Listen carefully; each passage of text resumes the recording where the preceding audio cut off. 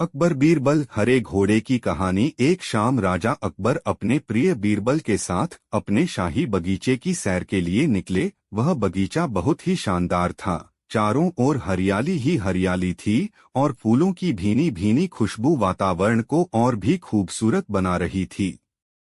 ऐसे में राजा को जाने क्या सूझा कि उन्होंने बीरबल से कहा, बीरबल, हमारा मन है कि इस हरे भरे बगीचे में हम हरे घोड़े में बैठकर घूमें, इसलिए मैं तुम्हें आदेश देता हूं कि तुम 7 दिनों के अंदर हमारे लिए एक हरे घोड़े का इंतजाम करो। वहीं अगर तुम इस आदेश को पूरा करने में असफल रहते हो तो तुम कभी भी मुझे अपनी शक्ल न दिखाना। इस बात से राजा व बीरबल दोनों वाकिफ थे कि आज तक दुनिया में हरे रंग का घोड़ा नहीं हुआ है। फिर भी राजा चाहते थे कि बीरबल किसी बात में अपनी हार स्वीकार करें। इसी कारण उन्होंने बीरबल को ऐसा आदेश दिया। मगर बीरबल भी बहुत चालाक थे।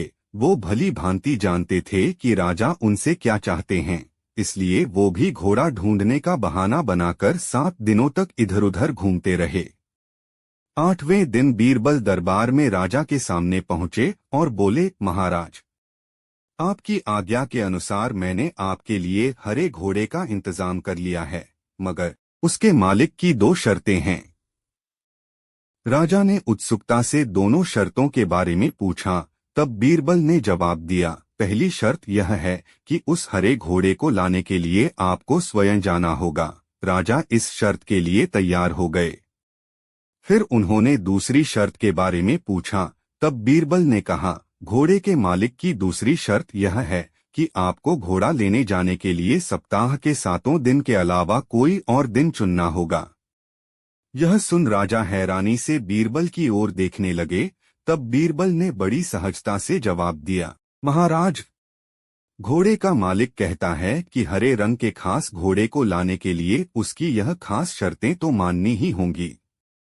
राजा अकबर बीरबल की यह चतुराई भरी बात सुनकर खुश हो गए और मान गए कि बीरबल से उसकी हार मनवाना वाकई में बहुत मुश्किल काम है।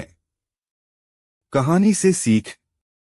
यह कहानी हमें यह सिखाती है कि सही सूझबूझ और समझदारी के साथ नामुमकिन लगने वाले काम को भी आसानी से किया जा सकता है।